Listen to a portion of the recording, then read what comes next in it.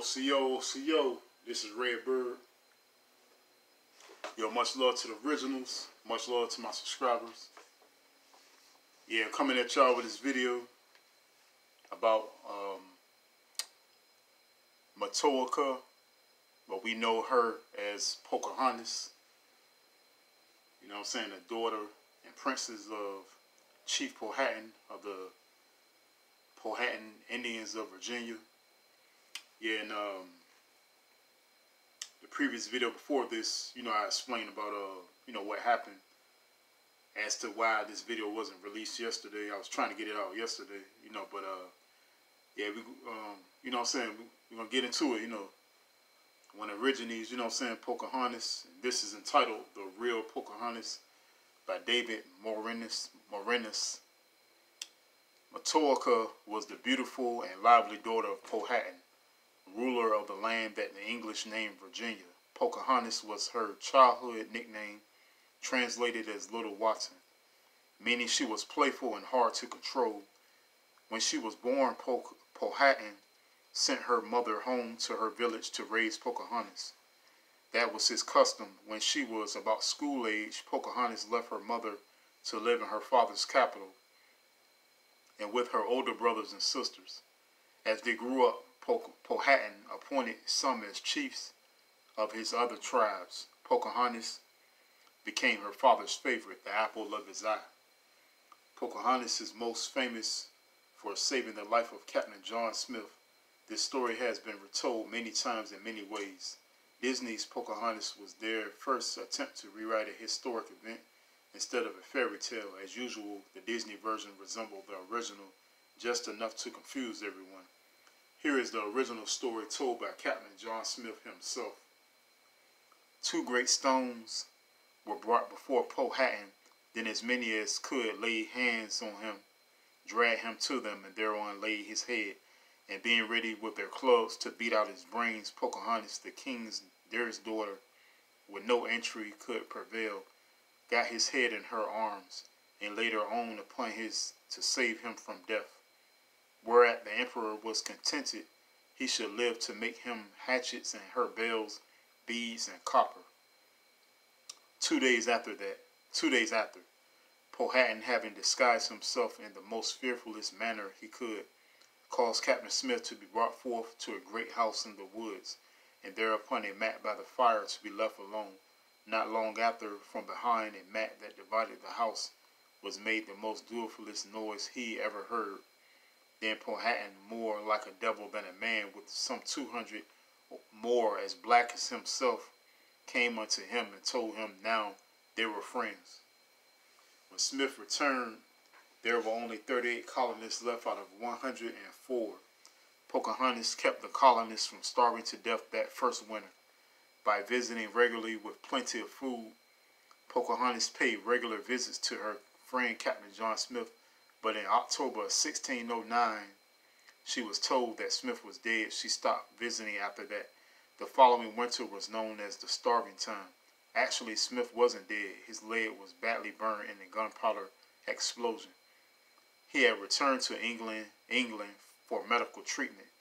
The colonists thought the death story would work better with the Indians. Several years passed with no sign of Pocahontas. Ralph Haymore heard that she had married one of Powhatan's chiefs named Kocoum. His name is Kocoum. Captain Argley discovered that Pocahontas was staying with the, this word is Patowamekas, and captured her on June the 4th of 1613, intending to trade her for concessions from Powhatan. Powhatan only met enough of the demands to keep negotiations open. During her captivity, leading colonists worked to convert her to Christianity. One of those colonists, John Rolfe, fell in love with her, and she with him. Pocahontas was baptized as a Christian and married John Rolfe in 1614. Her new name was Lady Rebecca Rolfe. She gave birth to a son, Thomas. This marriage created the Peace of Pocahontas. 6 years of peace between the Jamestown colonists with Powhatan and Powhatan's tribes. Pocahontas' life ended on a high note with a triumphant tour of England, arriving June the 3rd of 1616 as a visiting princess. She visited many important people, including King James and Queen Anne. Her portrait was made and published.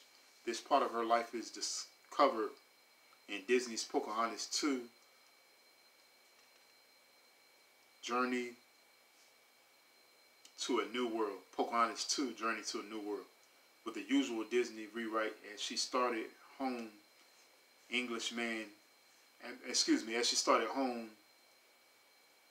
disease took her life. She was buried in the church at Ravens, England, of March the 17th, 1617.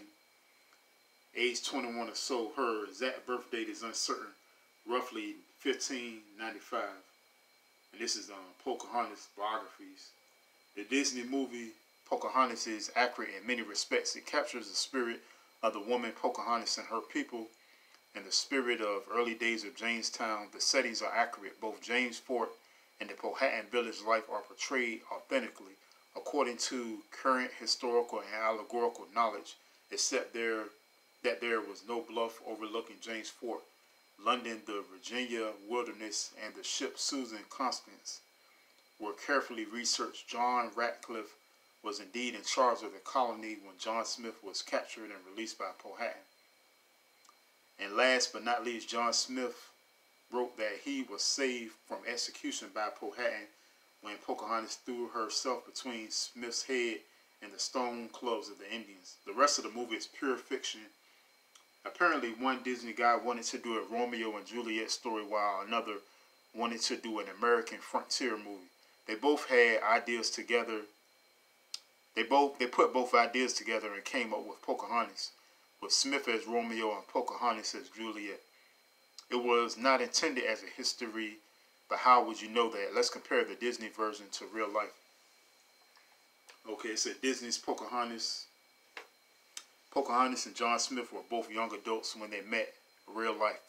Pocahontas was a girl of 11. Smith was a man of 28. Pocahontas had an amazing figure and wore a leather mini dress and one shoulder strap. She had a tattoo.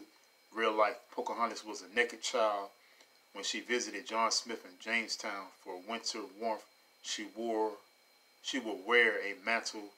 One of hers was covered with feathers. When she turned 12, she started wearing a leather dress with one shoulder strap. Dresses were often decorated with pictures of animals, birds, or tortoises. She probably did have tattoos. John Smith was tall and clean-shaven. He wore tight pants and some armor. Real life, John Smith was short, had a full beard, and wore puffy pants like everyone else. He did wear the type of armor shown. The colonists sailed on the Susan Constance. Real life, the colonists sailed in 3 ships, the Susan Constance, Godspeed, and Discovery. Ratcliffe was governor of the colony, so he was in charge during the voyage. Real life, the colony did not have a governor for the first couple of years.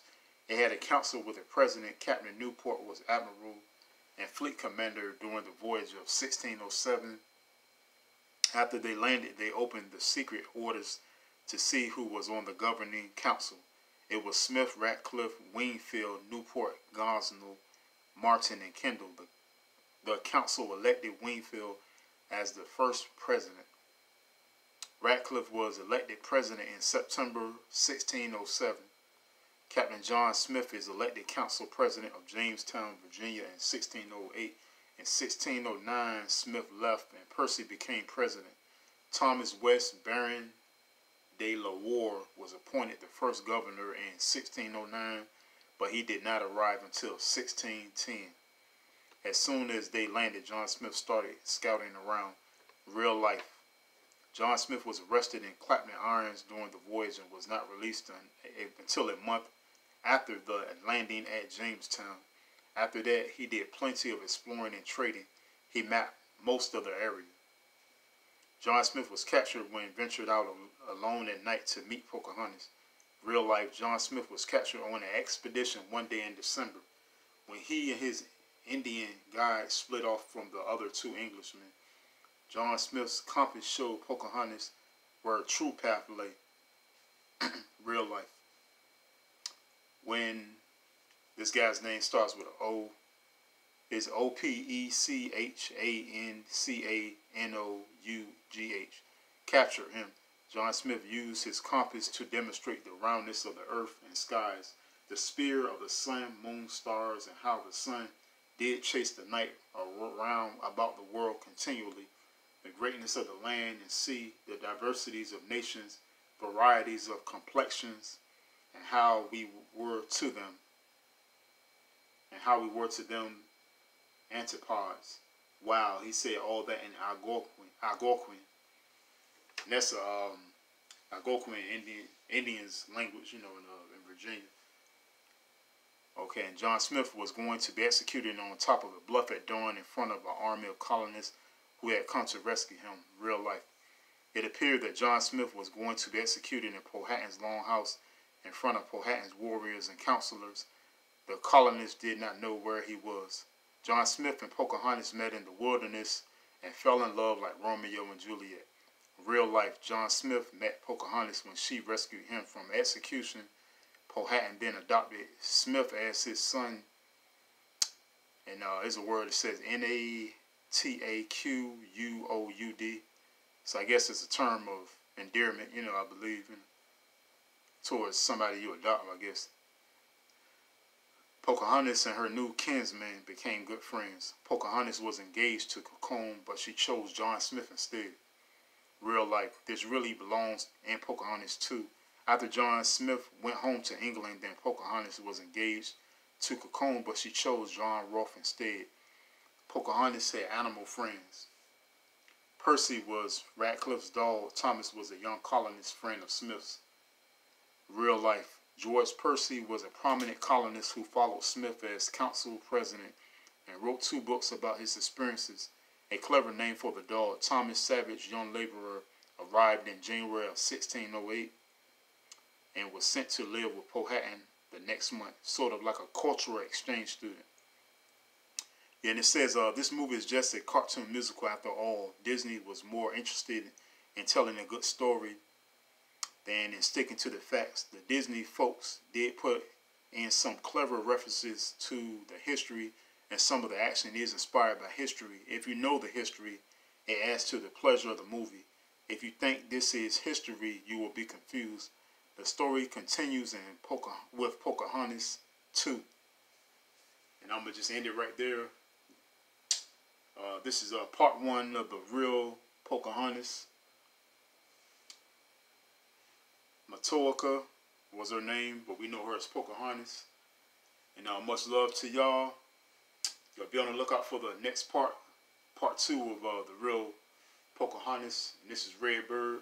Much love to the originals. OCO 1.